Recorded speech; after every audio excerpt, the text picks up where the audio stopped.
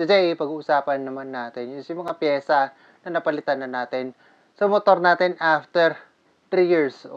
What's up? It's Major Navel. Welcome back to Automatic. Medyo marami-rami to dahil 3 years na yung motor natin. Marami na tayong napalitan o nagawa sa motor natin. Yung sasabihin ko ay wala namang masyadong particular order. Hindi naman siya nakabase sa date. Basta, random na lang. Una is yung radiator hose. Nagpalit na rin tayo ng radiator hose. Ang pinalit natin sa radiator hose natin is yung Samco Sport na kulay pula. So, although hindi naman masyadong pansinin yung kulay na to, no? Dahil nga nasa loob siya, para sa akin, mas maganda lang tignan yung kulay ng pula. And also, medyo nagko-kolekta tayo ng ilang, hindi naman ganun karami, pero kahit pa paano, may konting kulay pula sa ating motor. So, yung motive kasi ng ating motor is, di ba, yung matte black, tapos meron parang silver sa ilalim, tapos matte gold. So, yun yung motive ng ating motor simula pa yung stock niya. Ngayon, naisip ko na maglagay ng konting kulay pula kahit pa paano para magkaroon ng accent sa kulay sa ating motor. So, kahit pa paano, merong isang kulay doon na mapapansin din para makita yung motor natin o mapansin yung motor natin. Bakit natin pinalitan yung radiator hose natin? Unang-una kasi, syempre yung Samco is medyo mas makapal kumpara sa stock. And yung sa Samco, yung loob niya kasi simula yung sa labas hanggang sa loob is pantay yung butas. Katulad sa stock, yung butas niya sa labas is sukat doon sa pinaka sinusuksukan, pero pagdating sa loob is mas maliit na. So, mas konti yung pumapasok na coolant. So, yung ikot is mas konti. Unlike ngayon, dahil nga medyo lang naman, medyo mas malaki ng konti yung butas. Nung sa Samco, mas marami ng bahagya yung nasi-circulate na coolant sa ating motor. So, syempre, kapag mas marami yung napapalamig, mas marami yung nilalagay niya na malamig sa makina. So, may epekto rin yon sa pagpapalamig ng makina natin. Isang tip lang, kapag nagpalit kayo ng radiator hose, is ilagay nyo ng mga clamp is yung sa stock kasi napaka-effective. Sobrang sikip nun, lalo kapag nag-Samco hose ka. Dahil yung sa Samco hose, dahil mas makapal nga siya, is ipit na ipit yung clamp ng stock. So, kung meron mang kasamang clamp, yung binili yung hose, wag nyo nang gamitin. Yung gamitin nyo na lang is yung stock. Number 2 natin is breather hose. Dalawa yung breather hose natin na nilagay. Una, sa may engine, papunta sa may airbox. And then yung sa may breather hose naman sa may gear oil or sa may gearing sa likod. Wala naman pinupuntahan nyo kasi yung stock nga lang yun, nakatangulan doon. May butas lang siya na sinusuotan. Pero wala naman talaga pinagkakapitan. So, bakit naman tayo nagpalit ng breather hose? The same reason, dahil nga yung loob niya is medyo mas malaki yung butas nun kumpara sa stock natin. So, syempre, yung hangin, ganun din yung purpose natin para kahit paano, mas marami yung excess na hangin dun sa loob ng ating engine or sa loob ng ating gearings is mailabas na maayos at hindi to pigil. At the same time, Samco rin yung nilagay ko dito kasi para ma-eterno ko na dun sa kulay pula din na hose sa ating radiator hose, So, dagdag forma na rin kung sakali siguro.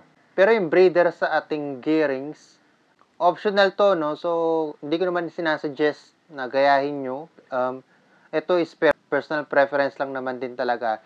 Kasi ako, personally, gusto ko lang yung ganun. Pero kayo, kung gusto nyo yung ganun, nakatulad nun, gawin nyo. Pero kung ayaw nyo, stay to stock na lang din.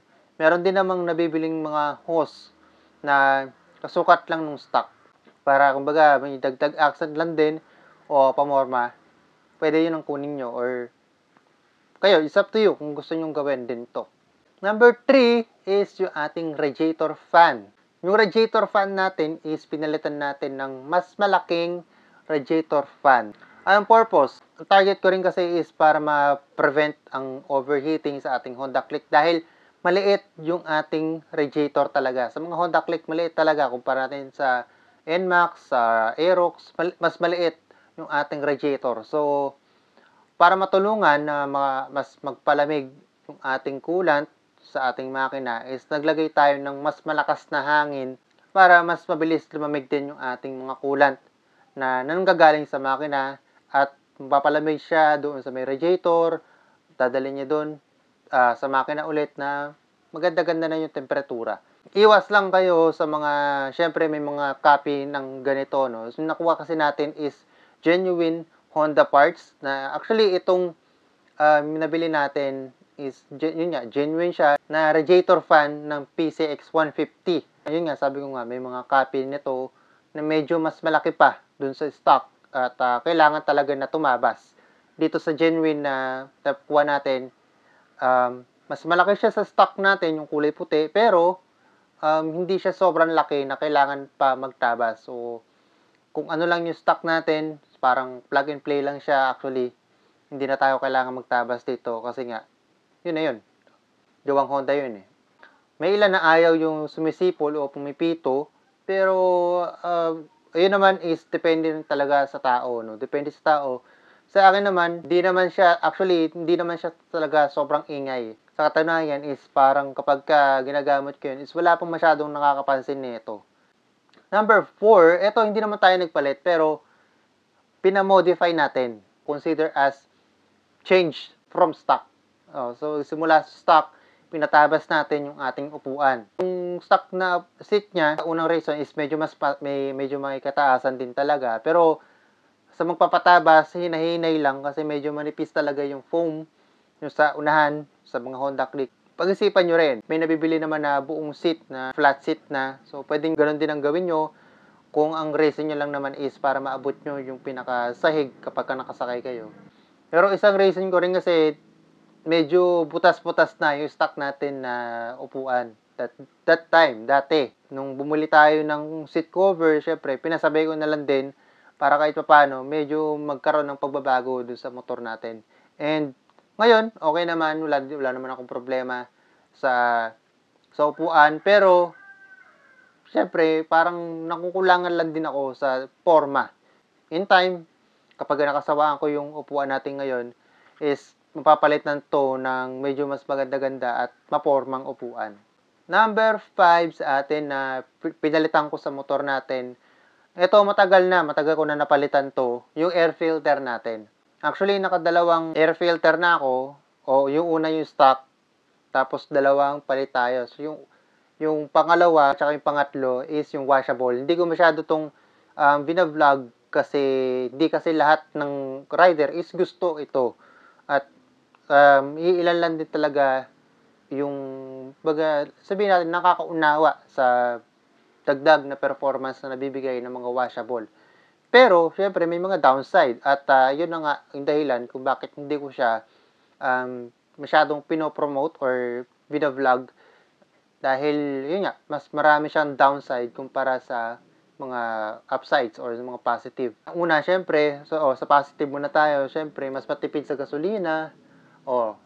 Magtataka kayo, bakit titipid sa gasolina? Yun, pwedeng i-research nyo kasi medyo may mga paliwanagan pa dyan dahil sa air and fuel mixture. Pangalawa sa positive nito, syempre yung performance niya dahil nga mas maraming hangin, mas gumaganda yung performance, tumataas ang bahagya yung RPM niya dahil nga mas marami yung hangin na nakukuha niya. Pero yung reason ko bakit hindi ko masyado itong binavlog kasi may ilan na hindi nga, sabi ko nga kanina, may ilan na hindi masyadong nakakaunawa. Kapag nagpalit ka ng air filter, kailangan mo rin mag-reset ng ECU. Kailan ba dapat mag-reset ng ECU? Re-reset tayo tuwing merong mababago sa air and fuel mixture. So, kasama na doon, syempre, injector. Syempre, dahil minsan, kapag nag-upgrade tayo, mas maraming butas, mas maraming gasolina. So, kailangan mo magpalit or kailangan mo mag-reset ng ECU. Kapag nagpapalit tayo ng tambucho, usually, hindi naman kasi lahat ng tambucho kailangan. Pero, may mga tambucho na mas malaki yung kanyang tubo.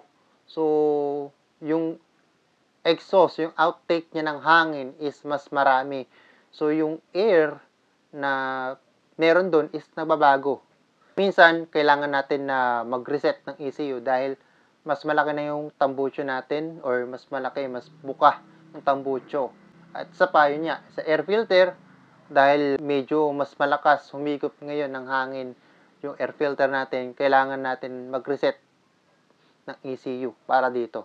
Mas ma-maintenance ito Isa rin yung siguro sa bakit hindi ko 'to mai-vlog, kasi nga hindi lahat ng rider is gusto nung mas maraming maintenance ano. So, mas maalaga actually siya. So, mas maiksi yung time ng pagpapalinis mo ng throttle body dahil dito. Again, it's my personal preference, pangit man to o hindi para sa inyo, motor ko to at yun yung mga reason ko. Kung meron mang negative yan, naisip ko na po yan bago ko ikabit to at tinanggap ko na po yun. Pang-anim ay yung bar end. Actually, yung una kasi yung bar end, pinalitan ko lang ng bar end side mirror pero hindi na rin natin naikabit yung bar end side mirror na yun sa ngayon dahil kasawaan, dahil natagal din nakakabit sa atin yun, mahigit 1 taon yata. Mahigit 1 taon yun na nakakabit sa atin. And ayun nga, nakasawaan na lang. Nagpalit tayo ng bagong bar end na faking hang. So, mabigat naman siya, nakakabalanse naman kahit paano. Pero soon, itong bar end na to, mapapalitan din to. So, abang-abangan na lang mga susunod na updates natin sa ating motor. Tungkol sa side mirror, meron din tayong reason bakit nagpalit tayo ng side mirror at hindi na stock yung side mirror yung ginagamit natin. Ano. That's the part 1 ng ating ito yung sa pagbabago ng ating motor. So, meron pa tong part 2. Sa part 2, siguro baka ipaliwanag ko bakit yung mga Racing Boy parts ang nilagay natin. So, abangan nyo yan. Ano. And yung part 3 natin is more on the performance. Siyempre, nandun na yung sa CVT. So, abangan nyo yan. Yung gulong, siguro sasama ko na yung gulong kahit parte naman talaga to ng pagpapalit. Pero papaliwanag ko kung bakit. Yung brand na yon yung ginagamit natin. That's it for now. If you like this video, please do like this video, share, and subscribe. Till next episode. See ya! Bye-bye!